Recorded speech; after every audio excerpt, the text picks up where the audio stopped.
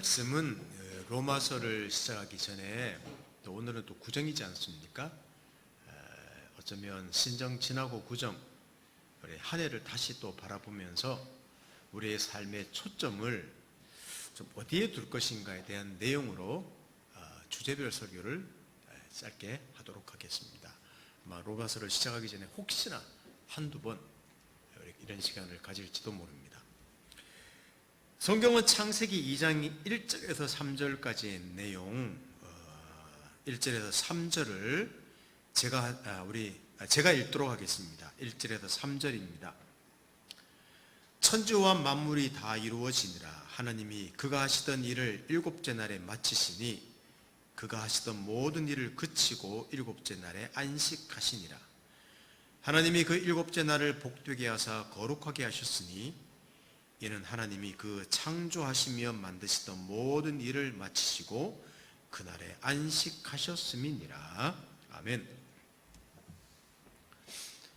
우리는 주일마다 모여서 예배드리고 있습니다. 그리고 함께 교제합니다.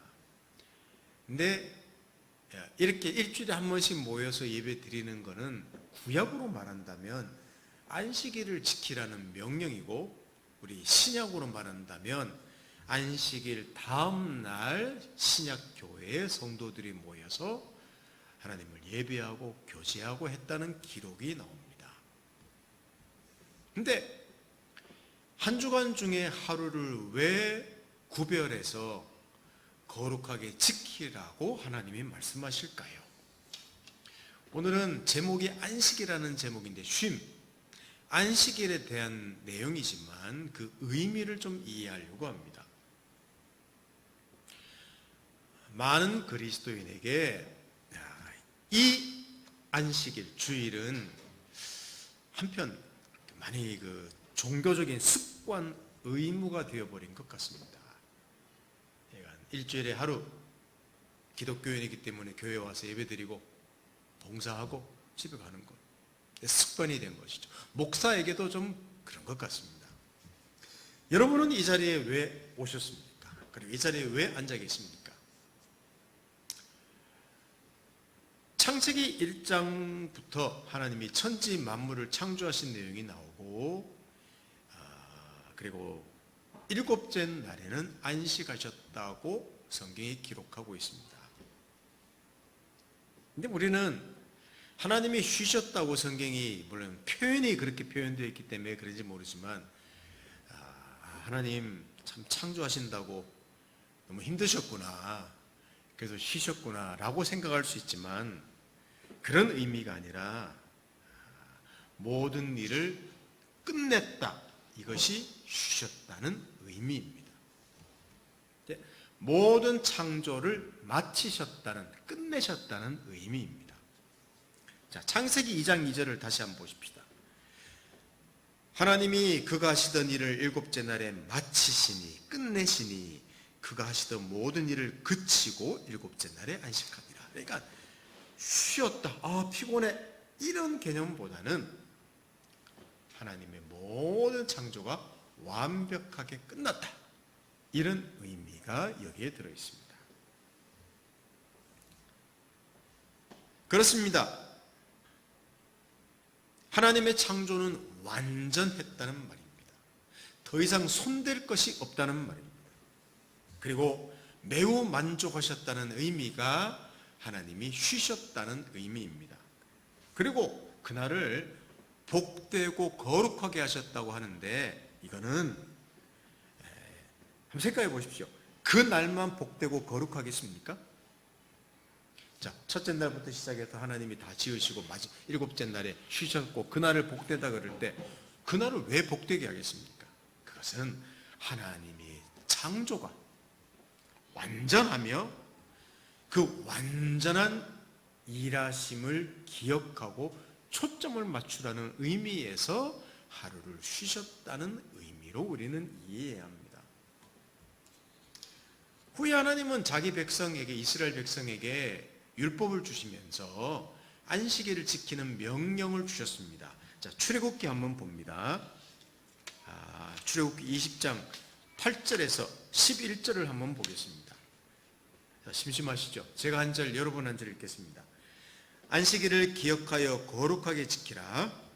엿새 동안은 힘써 내 모든 일을 행할 것이나 일곱째 날은 내 하나님 여호와의 안식일인즉 너나 내 아들이나 내 딸이나 내 남종이나 내 여종이나 내 가축이나 내 문 안에 머무는 객이라도 아무 일도 하지 말라. 이는 엿새 동안에 나 여호와가 하늘과 땅과 바다와 그 가운데 모든 것을 만들고 일곱째 날에 쉬었음이라. 그러므로 나 여호와가 안식일을 복되게 하여 그날을 거룩하게 하였느니라. 아멘. 자, 여기 말씀 보시면 율법을 주실 때 하나님이 말씀하시기를 엿새 동안에 일하고 일곱째 날에 쉬었으니 너희도 6일 동안 일하고 일곱째 날에는 쉬라고 명령하신 것이라면 사실 설득력이 없습니다. 우리 6일이라고, 지금은 5일이라고 이틀 쉬죠. 6일이라고 하루 쉬어라, 나처럼. 설득력이 없는 이야기예요. 왜냐하면 사람에게는 휴식과 쉼이 필요합니다. 절대적으로 필요합니다. 아니면 망가지는 거죠. 그런데 하나님에게는 쉼이 필요 없습니다. 그렇지 않습니까? 그러니까 하나님이 쉬셨으니 너희도 쉬라는 의미를 잘 이해해야 합니다. 모든 일을 중지하고 쉬면서 어디에 초점을 맞추는가 하면 하나님의 완전하심, 그의 완전한 일하심, 그의 완전한 지혜와 능력을 보라는 의미가 내가 모든 것을 완전하게 창조했으니까 내가 쉰 것처럼 너희도 쉬어라. 그 쉬면서 거기에 초점을 맞추라는 의미가 들어있는 내용입니다. 이것이 진정한 쉼이라고 말씀하십니다. 그렇습니다. 삶의 초점이 어디에 있느냐가 그를 쉬게도 하고 쉼이 없게 만들기도 합니다. 자, 모세가 이 창세기를 포함해서 출애굽기, 레위기, 민수기, 신명기 이 모세오경이라는 율법을 받을 때 이스라엘 백성은 지금 시내산이라는 곳에 있습니다. 그리고 바로 여기는 오랜 기간 동안에 이집트의 노예 생활을 하고 구출된 지, 자유롭게 된 지 1년이 지난 시점입니다. 놀라운 기적이었습니다. 이해할 수 없는 은혜였습니다. 1년 동안도 하나님의 놀라운 은혜를 경험했습니다. 그런데 정신을 차리고 보니까 구출은 되어서 신분은 변화됐는데 앞으로 우리의 삶이 어떻게 된단 말인가? 여러분, 우리가 그 자리에 있다고 하더라도 이거는 대단히 불안한 일입니다. 대단히 불안한 일이에요. 의문이 들었을 것입니다. 광야에서의 삶을 생각해 보십시오. 아니, 인생을 생각해 보십시오. 사람에게 진정한 안식이란 분명히 출애굽할 때의 그 즐거움은 이 세상의 모든 것을 얻은 것처럼 행복하고 자유롭고 풍성하고 아마 그랬을 것인데, 여러분, 광야에서 삶은 안식이 없을 수도 있습니다. 이게 그들의 삶이었습니다. 이때 하나님이 율법을 주시면서 안식일을 지키라는 명령은 바로 그들의 시야 초점을 하나님에게 두도록 초청하시는 말씀입니다.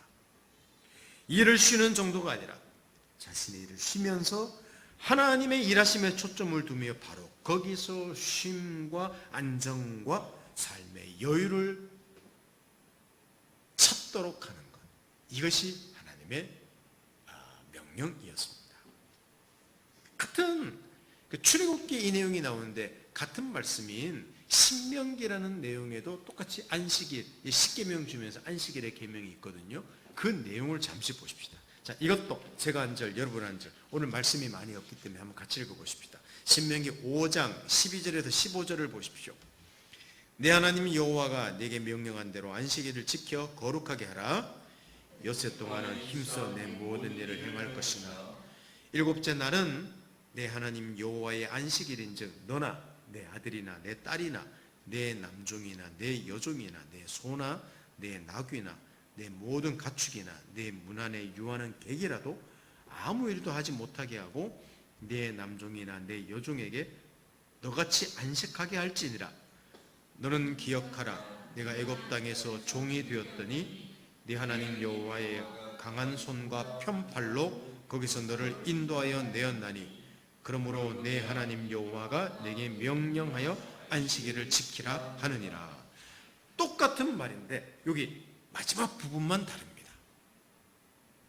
출애굽기에는 하나님이 천지를 창조하시고 일곱째 날에 쉬었으니 너희도 쉬어라고 하셨고, 오늘 신명기 내용에는 내가 너희를 애굽 땅에서 건져내게 되었다.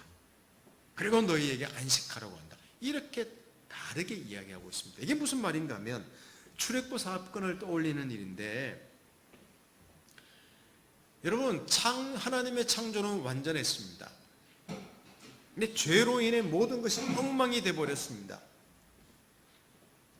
그래도 이스라엘 백성을 이집트의 노예에서 건진 것처럼 하나님께서는 구원을 이루시며 완전한 창조를 위해서 여전히 일하신다는 사실을 오늘 이 말씀을 통해서 보이시는 거예요. 이 사실을 보라는 거죠. 그러니까 하나님의 창조는 완전했다. 너희도 거기에 초점을 맞춰. 이렇게도 말씀하셨고, 또 하나, 야, 근데 내 창조가 죄 때문에 망가진 것처럼 보이질 않니? 아니야. 그래도 나는 너희를 위해서 구원하는 일, 열심히 완전한 구원을 이룰 거야. 반드시 이룰 거야. 거기에다 초점을 맞추어라. 이것이 안식일을 주시는 하나님의 명령입니다. 사랑하는 성도 여러분, 신앙이 좋다는 말이 무슨 의미겠습니까? 신앙이 좋다. 그러면 보통 교회 다니는 분들한테 신앙이 좋다는 말을 떠올리면 열심을 낸다, 섬기고 헌신한다, 자기를 희생한다, 이것을 대부분 떠올립니다. 물론 열심과 순종이 있어야 됩니다. 그런데 그 열심과 순종의 초점이 굉장히 중요합니다. 바로 하나님을 하나님답게 알고 거기에 초점을 맞추는 열심과 순종이 되어야 된다는 겁니다. 부모 자식 간의 관계를 한번 생각해 보십시다. 부모를 위해서 정기적으로 돈을 보내고 먹을 것 사주고, 이게 효도다. 물론 중요한 일입니다. 또 그렇게 해야 됩니다. 길러주신 분인데 낳아주시고. 그러나 진정한 효도라는 것은 무엇인가 하면 부모와의 관계가 좋은 겁니다. 부모를 알고, 부모는 자식을 알고, 이 관계가 깊은 것이 실제로는 진정한 효도인 거예요. 부모와 자식 간의 관계뿐만 아니라 모든 관계가 똑같습니다. 관계는 내가 뭐 먹을 걸 잘 주고 일 잘하고 이 정도가 아니라 친밀한 관계, 상대방을 잘 아는 관계, 이것이 진정한 관계입니다. 저는 성경을 읽을 때 좀 답답한 마음이 들 때가 있습니다. 여러분도 아마 같은 생각이었겠지만 하나님이 일하시는 방법이 답답하고 이해되지 않을 때가 종종 있습니다. 아니, 성경을 읽으면 자주 있어요. 전지전능한 분인데 한 방에 어떤 일을 하실 수 있는데, 단번에 기적을 행할 수 있는데 많은 시간을 낭비하고 사람들이 실패하도록 방치하는 것처럼 보이기도 하고, 근데 그 후에 어떤 일을 행하시고 솔직히 답답합니다. 그게 또 우리의 불만이기도 합니다. 하나님은 안 계셔. 내 기도 들어주시지 않아. 근데 그러면 하나님은 우리 기도 들으신다고 하는데 참 그 시간표가 안 맞는다는 말입니다. 우리 시간표하고. 의문이 들지요. 이스라엘 백성을 이집트에서 건져내시고 기왕 기적을 베푸셨으면 단번에 가나안으로 인도하면 되는데 40년이란 기간 동안에 방황하게 하십니다. 조마조마합니다. 왜 그렇게 하실까요? 물론 이스라엘의 불순종 때문에 그렇다고도 말하지만 하나님은 단번에 구출하신 분인데 굳이 40년이라는 시간을 그 안에 둘 이유가 없지 않습니까? 자, 거기에다 해답을 성경이 또 이야기하고 있습니다. 자, 성경 신명기 8장 2절 3절을 한번 보십시오. 신명기 8장 2절 3절 우리 함께 읽겠습니다. 신명기 8장 2절 3절 시작.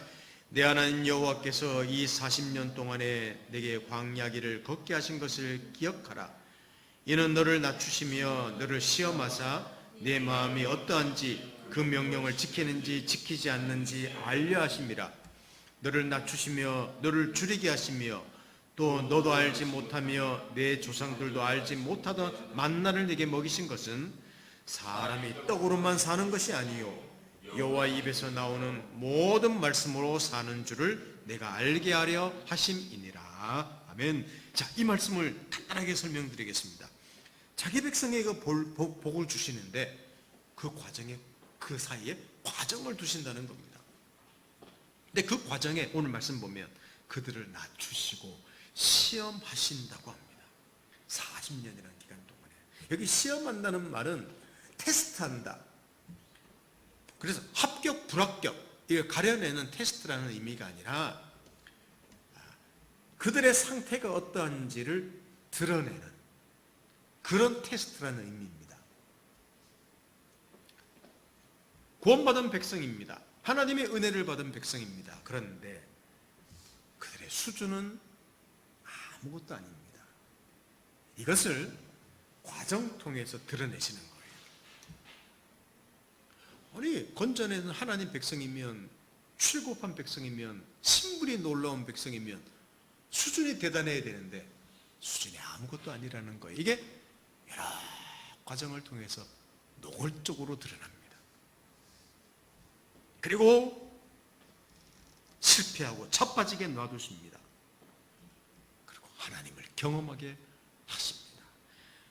율법을 주어도 행하지도 못하며 계명을 주어도 순종하지도 못하고 얼마나 하나님 생각과 다른 존재며 그래서 하나님의 은혜가 필요하며 하나님의 일하심이 필요하며 하나님의 열심이 필요한 존재라는 것을 그들로 40년 동안에 경험하게 하신 거예요. 여러분, 이게 성숙입니다. 이게 신앙의 성숙입니다.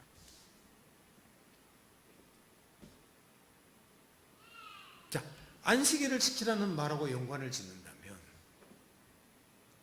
그 안식일을 지키라는 명령을 통하여 우리의 초점이 자꾸 하나님에게 초점을 두게 만드는 또 삶에서 실패합니다. 또 실패합니다. 또 바라봅니다. 실패합니다. 바라볼 수밖에 없습니다. 이 삶에 반복하면서 우리는 자라게 되어 있습니다. 그것을 아시고 하나님께서는 안식일을 지키고 그를 거룩하게 지키라고 말씀하고 계신 것이죠. 하루를 쉬면서 아무 일도 하지 않으면서 자기 일을 쉬면서 그러나 여전히 일하시는 하나님, 열심히 일하시는 하나님, 완전하게 일하시는 하나님을 바라보게 하시는 것입니다.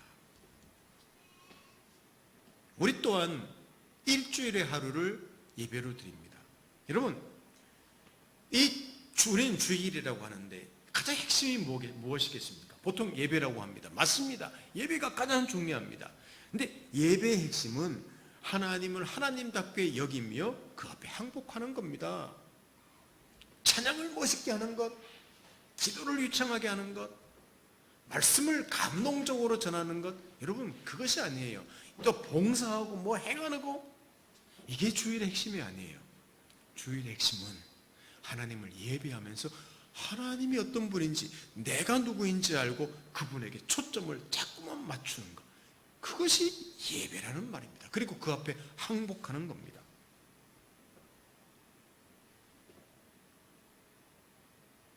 이것은 세상 어디에서도 말해주지 않습니다.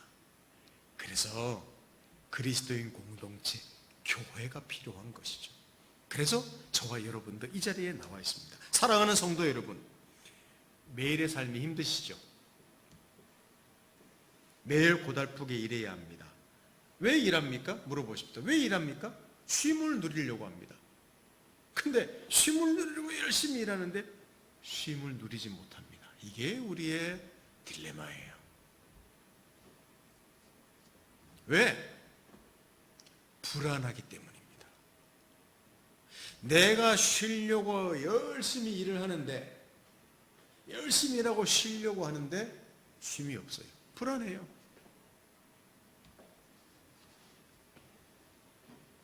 그리스도인들이 주일에 모여서 예배 쉼을 누린다고 하지만 쉼을 누리기는커녕 정신없이 일하는 사람들이 꽤 많습니다. 더 피곤해.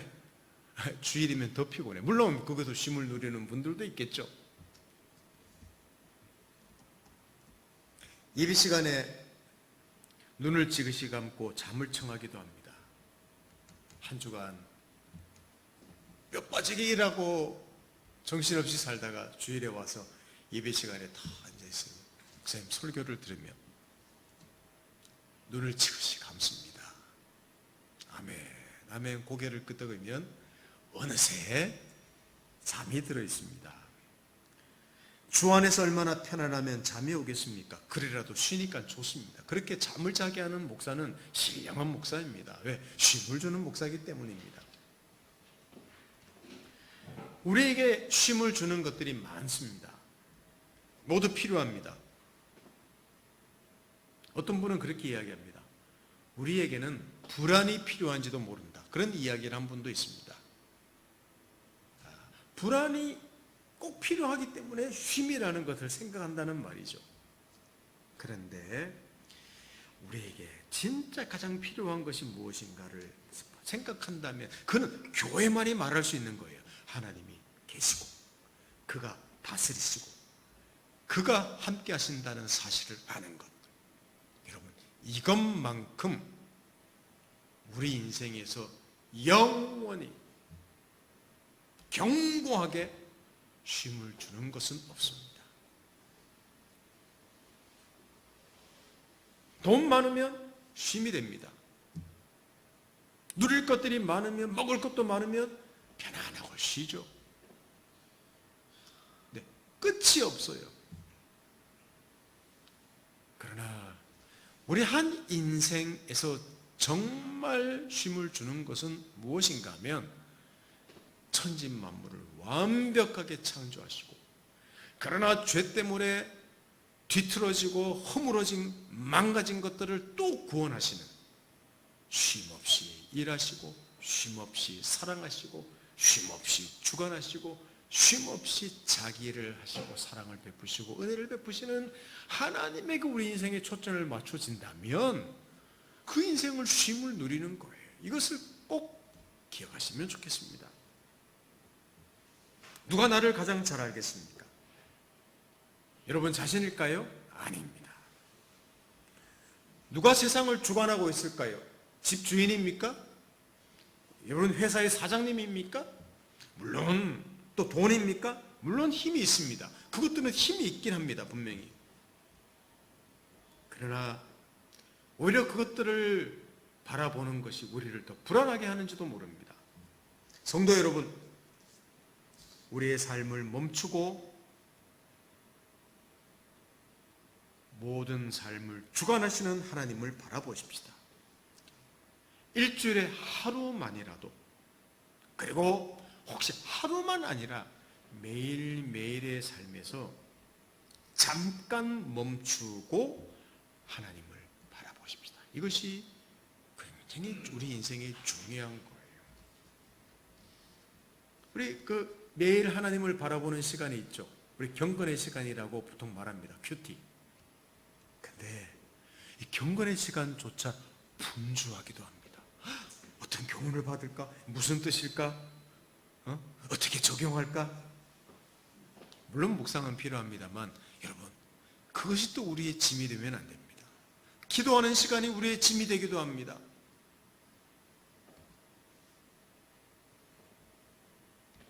아닙니다. 잠깐이라도 모든 것을 멈추고 폈던 날개를 접어버리고 조용히 하나님을 바라보십시다. 그 앞에 우리 존재와 문제를 맡기십시다. 그 앞에 우리 문제를 이야기하십시다. 그냥 혹시나 말씀을 읽었는데 잘 이해가 안 될지라도 물론 묵상할 필요가 있죠. 기도를 하는데 잡념이 생길지라도 그래도 잠시 조용한 시간을 내어서 눈을 감고 하늘을 바라보며 성경을 펴고 하나님, 당신 계십니까? 도와주십시오. 살려주십시오. 깨닫게 해주십시오. 여러분, 한마디로 하나님을 찾는 시간만으로도 우리 인생에는 쉼을 누릴 수 있다는 거예요. 그게 성경 66권이 말하고 있는 내용입니다. 현대인에게는 더욱, 현대 그리스도인에게는 더욱 그러합니다. 이것이 또 쉼을 담는 교회의 목표이기도 합니다. 하나님을 알아가면서 삶에서 우리 열심히 냅시다. 열심히 내야죠. 삶에서 쉼을 누리는 것입니다. 2023년이 더욱 하나님을 알아가면서 또 그 앞에 나아가며 그 앞에서 쉬며 우리 그 앞에서 여유와 넉넉함과 평안이 우리 생겨서 그것이 오히려 우리의 인격으로 되며 주변 사람들한테 쉼을 주는 그런 삶이 되면 참 좋겠습니다. 현대인에게 가장 부족한 것이 쉼 아닙니까? 하나님의 담대한 초청을 오늘 다시 한번 마지막으로 들어보시지 않겠습니까? 우리 히브리서 4장 16절을 마지막으로 한번 읽고 하나님 말씀을 마치도록 하겠습니다. 히브리서 4장 16절입니다. 우리 함께 큰 소리로 읽겠습니다. 시작. 그러므로 우리는 긍휼하심을 받고 때를 따라 돕는 은혜를 얻기 위하여 은혜의 보좌 앞에 담대히 나아갈 것이니라. 아멘.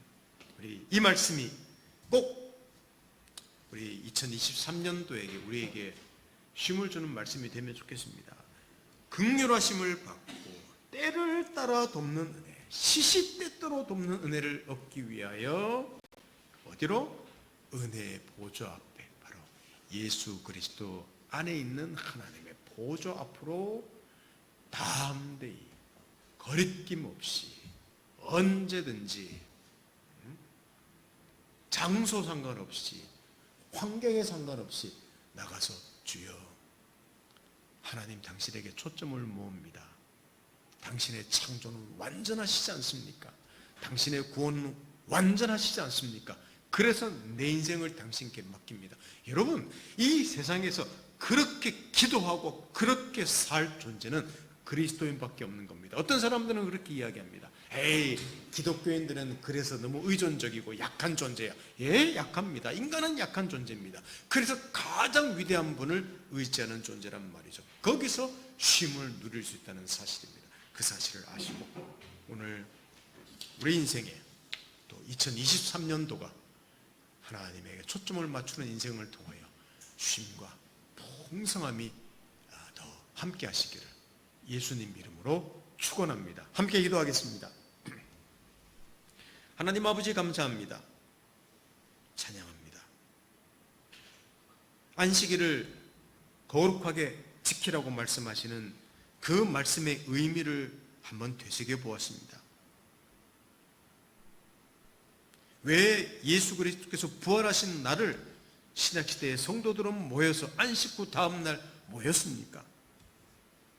바로 하나님의 일하심, 완전한 일하심에 그들이 초점을 맞추며 인생의 쉼과 풍성함을 누렸던 것입니다. 그것을 하나님이 바라십니다. 이 시간도 간절히 원합니다. 현대를 살아내는 참 분주하고 불안한 우리들이 하나님에게 초점을 맞추며 2023년도를 살아낼 수 있는 믿음의 사람, 성숙한 사람 되도록 축복해 주십시오. 예수님의 이름으로 기도드립니다. 아멘.